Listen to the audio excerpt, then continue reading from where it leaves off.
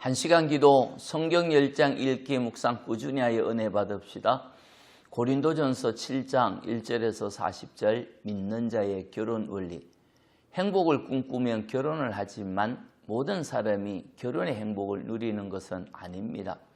그렇다고 결혼이 내키지 않아 독신으로 살아도 만족하는 것은 아닙니다. 예수님을 믿는 자는 결혼에 대해 어떤 생각을 가져야 할까요?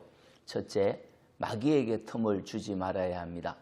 결혼을 할 수도 있고 하지 않을 수도 있습니다. 결혼을 하는 것이 잘못이 아니고 결혼을 하지 않는 것도 잘못이 아닙니다. 사도 바울은 독신으로 살면서 마음껏 복음을 전했지만 독신으로 살라고 명령하지 않았지요.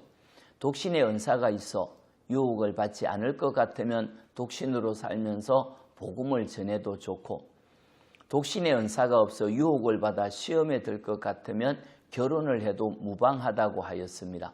그러나 염두에 두어야 할 것은 결혼을 하지 않는 자가 은혜를 받으면 주의 일을 염려하여 주님의 기쁨이 되기를 원하지만, 결혼을 하면 마음이 갈라져 남편과 아내를 기쁘게 하려고 할 수 있습니다. 그렇다고 결혼을 하지 않는 사람이 반드시 주님의 기쁨이 되는 것도 아닙니다.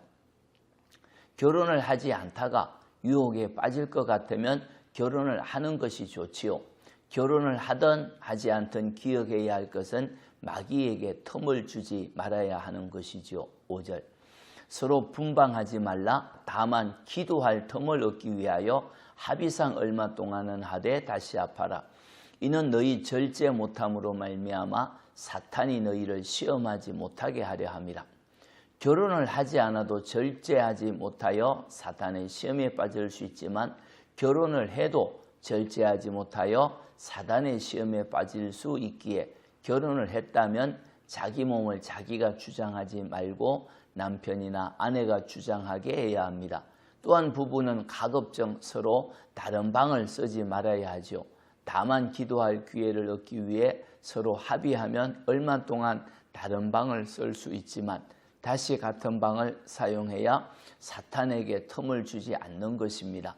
본인은 기도하여 은혜를 받아도 남편이나 아내가 사탄의 시험에 빠진다면 덕이 되지 않기에 지혜롭게 해야 하죠.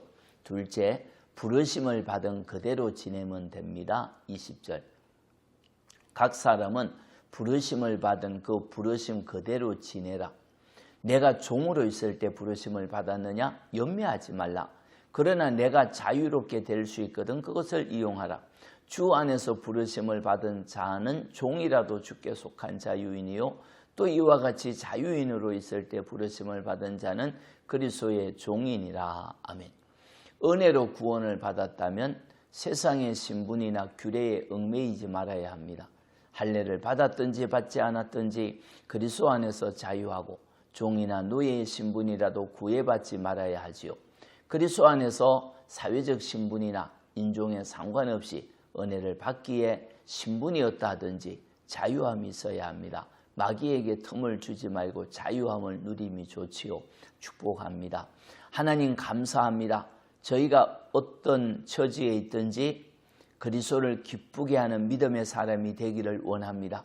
하나님 지혜롭게 마귀에게 틈을 주지 않고 성령에 붙잡힌 바 되게 하여 주옵소서. 결혼의 은혜를 주옵소서. 예수님의 이름으로 기도합니다. 아멘.